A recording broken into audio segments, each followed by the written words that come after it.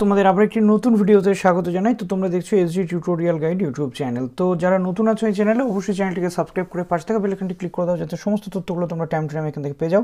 তো একদম ছোট্ট ভিডিওটিতে তোমাদের আমি বেশ কতগুলো বিষয় উল্লেখ করতে চাইবো। এখনও যারা চান্স পাওনি বিভিন্ন ইউনিভার্সিটিতে, বিশেষ করে ক্যালকাটা ইউনিভার্সিটি বা ডায়মন্ড হারবার রোম্যান ইউনিভার্সিটি কিন্তু এখনও সুযোগ দিচ্ছে, শেষ পর্যন্ত সুযোগ। অনেকটা রাত্রে আমি আপডেটটা দেখলাম বলে তোমাদেরকে জানানোর প্রয়োজন মনে করলাম। তো ডায়মন্ড হারবার রোম্যান ইউনিভার্সিটিতে সেকেন্ড অফলাইন কাউন্সেলিংয়ের জন্য ডাকা হয়েছে 9/11/2022 ওয়েডনেসডে, যেটা দুপুর 12টার সময় কনসার্ন ডিপার্টমেন্টে। এবং সমস্ত যে তোমাদের ডকুমেন্টস যেগুলো লাগে, অ্যাপ্লিকেশন ফর্ম, তারপরে মার্কশিট যেগুলো লাগে অরিজিনাল এবং জেরক্স, এবং টাকা নিয়ে কিন্তু হাজির থাকতে হবে। চান্স পেলে সরাসরি এখানে ভর্তি হতে পারবে, ঠিক যেমন wbsuতে হয়েছিল। নেক্সট আসছে ক্যালকাটা ইউনিভার্সিটি। ক্যালকাটা ইউনিভার্সিটির মাস্টার্সে MA অর্থাৎ MA-তে কিন্তু চলে এসছে ভ্যাকান্ট যে ফেজ কাউন্সেলিং সিইউ ডিপার্টমেন্টাল যে কোর্সেসগুলো রয়েছে সেই কোর্সেস। তো এখানে তোমরা দেখো সিইউ পার্ট এর যেখানে তোমাদের বলা হচ্ছে যে ফার্স্ট প্রেফারেন্সে যারা অলরেডি অ্যাডমিটেড হয়েছে অর্থাৎ ক্যালকাটা ইউনিভার্সিটিতে, তারা কিন্তু চান্স পাবে না, ঠিক আছে। যে সমস্ত ক্যান্ডিডেটদের লোয়ার ফেজে চান্স পেয়েছিল, লোয়ার প্রেফারেন্স অর্থাৎ সিইউ এর পরে যার প্রেফারেন্সে যে চান্স পেয়েছিল সে এখানে এলিজিবল।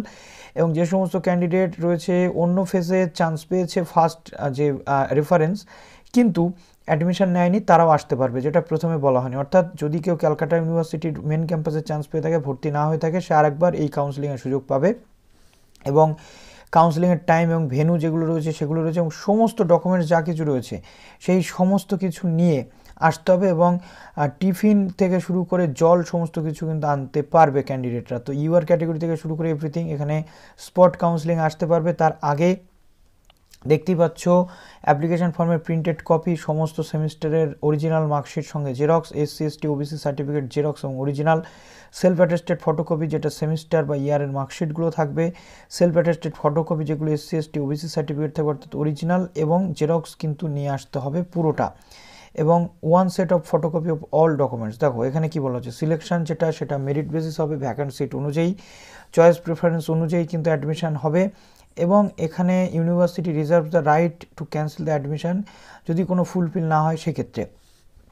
দেখো এখানে তোমাদের এই যে জায়গাটা রয়েছে 6 তারিখ, কারণ 6 তারিখে রয়েছে অর্থাৎ আজকে কিন্তু বলতে গেলে লাস্ট ডেট তোমাদের। দেখো আশুতোষ বিল্ডিং, ইকোনমিক্স, কমার্স এই কটা সাবজেক্টে 6/11-তে রয়েছে, 11টা থেকে শুরু হবে। এবং কাউন্সেলিং টাইম অর্থাৎ রিপোর্টিং টাইম হচ্ছে 11টা, কাউন্সেলিং শুরু হবে 12টা থেকে। পার্ট এ এবং পার্ট এ এটা দেখো ইউআর এখানে নেই সিট, ইউআর এখানে 82%-এর উপর, দেখো পার্সেন্টেজও পাশে বলে দেওয়া হয়েছে। চাইছো কাউন্সেলিং অংশ নিতে অবশ্যই নিতে পারছো। দেখো সাবজেক্ট ওয়াইজ এখানে কিন্তু তোমরা দেখে নিতে পারছো যে কোন কোন সাবজেক্টের কত তোমাদের পার্সেন্টেজ অনুযায়ী তোমাদের যেতে হবে।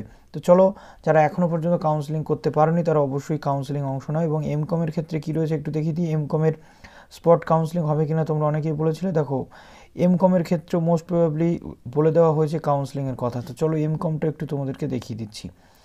তো এমকমের ক্ষেত্রেও যা নিয়ম সমস্ত কিছু এক। হ্যাঁ, কমার্সের ক্ষেত্রে দেখো রয়েছে, এমকমের ক্ষেত্রেও কিন্তু তোমরা পাচ্ছ। আর এমএসসিতে তো অলরেডি বলে দিয়েছি। এরপর যেমন তথ্য আসবে বিভিন্ন ইউনিভার্সিটির স্পট কাউন্সেলিং থেকে শুরু করে এভরিথিং তোমাদের সামনে নিয়ে চলে আসবো। তবে অবশ্যই এই স্পট কাউন্সেলিং অংশ নাও, যাতে তোমাদের সমস্ত ডাউট ক্লিয়ার হয়ে যায়। তো চলো, বেস্ট অফ লাক।